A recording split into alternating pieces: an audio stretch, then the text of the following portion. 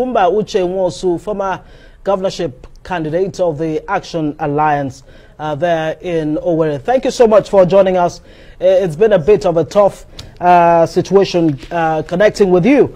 But very quickly, we're trying to ask you earlier whether you know or if you've been informed at all by the police why you were arrested. Thank you, Ngozi. Before I say anything, I think I have to thank God for sparing my life, the life of my wife, and the life of the wife of the senator representing Olus Materials.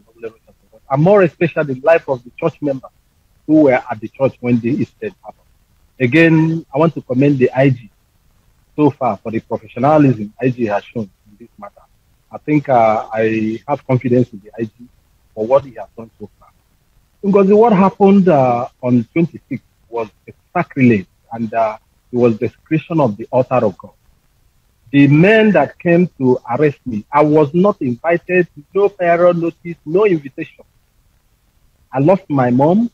I buried my mom on the 22nd, and on 26th, I was in the church to do the outing service of my mom. While the service was going on, these face mask security men entered the church and started shooting and said that they've been directed to arrest me. And these men are not men from the police command, the way I saw them. They are from government house. I saw many of them, and even my security authorities recognized some of them that worked in government house. And they said, "Oh God, these men are from government house." They started shooting and said, "If I don't move, they are going to kill me." They started beating me up, tore my clothes, pushed me like a criminal, a common criminal, threw me inside the car. I was asking them, "What happened? What have I done?" They stayed off with me, came to a particular place in Njaba, pushed me out, talked to their guns, that should come down. They threw me inside another waiting van. And then we moved down to Owerri. The remaining 3 vehicles drove inside government house, and one of the vehicles with 4 masked operatives without any sign to show that they are policemen, just one tiny sign, and they drove me all the way to Enugu. On the way, they were calling one Shaba, and the Shaba was calling them, giving them instruction on what to do. Shaba was always calling them, giving them instruction, asking them where they are, because I speak Hausa and I can hear them very well, how they were speaking Hausa with their language. And we got to a particular point. They asked me that I should pull my clothes. And they pulled my clothes, handcuffed me like a common criminal, and took my picture. And I asked them, "Why are you handcuffing me? Am I a criminal? What have I done?" They told me that their Oga in Owerri asked them to send the pictures of me on handcuff so that they can send it to social media. That is the picture that is going viral on social media. And it was the same Shaba, who is the CSO to Governor Hope Uzodinma, that directed them to handcuff me like a common criminal and send the social media and send those pictures to the social media. I don't know why this should happen. I don't know why this should happen in Imo State. I was treated like a criminal. I was humiliated. Even buried my mom. I was treated as if an ordinary criminal on the road. I was beaten up, my clothes was torn, and when we got to Enugu, a private jet was waiting. Who paid for the private jet that took me to Abuja? It was not police jet. A private jet was at Enugu waiting for me. They drove me all the way from my village to Enugu with a handcuff like a criminal and singlet, and I was brought out with a handcuff, and they threw me inside the plane. And the plane was paid for by somebody. Who paid? The question we should ask ourselves, who paid for the plane? I'm happy that the IG has come into this, and the IG is doing a wonderful job now. The IG is being professional. I'm happy, and I want to thank the IG for what he has done so far. It is absolutely madness.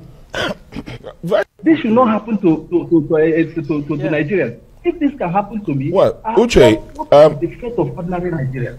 Uche, Nigerians are still wondering, just like yourself. But you've called name, not just names. But why do you think this is so? Have you been able to find out why you were arrested? For what purpose? Are you a political threat or a security threat to the state, or who? If I should be arrested, the security in government house does not have right to arrest me. The people that have right is the police command.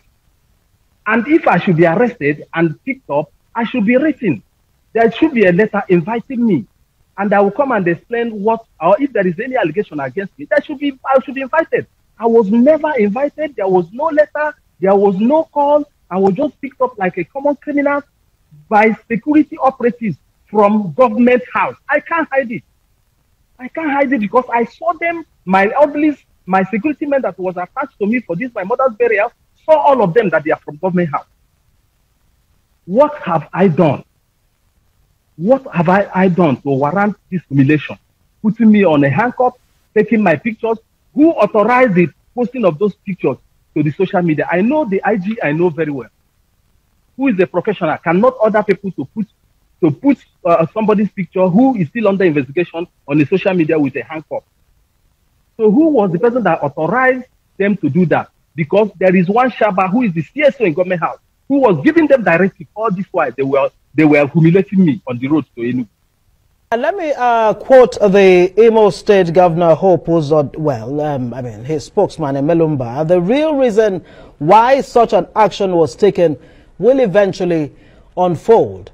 Are there any remote reasons that are known to you that may have cropped up at all while you were in the custody of the police that may have, may give you some kind of indication as to why you were arrested? Or do you think there are other factors playing out? I think mostly it's political. Forget about, I've been a chief of staff in this state for 4 years. I was a commissioner for land for 3.5 years. I'm not a new person in this state. I have kept my record clean. I have not been into anything criminal or any supporting any militancy. I learned that they said that I was sending money and sending arms to the militants. And I asked them, who, on their allegation, there is something I saw on the social media where they were circulating. The same people. If you watch that interview, on one interview they were interviewing somebody on a social media asking him questions, you will hear the voice. That voice is same Shaba. Is it the duty of the CSO now to interview people and ask the person to say what they want and turn back and say this person said Uche Nwosu is giving them money? Where? There is no proof. You have not even invited me. There was no invitation. You came to church, disgraced the house of God, and arrested me like a common criminal. Is that how to play politics? I was the chief of staff in this state for 4 years. No time had we ever arrested somebody inside church, or had we even gone inside church to shoot. All right, Uche Nwosu there. Thanks so very much for speaking to us from Owerri on his ordeal.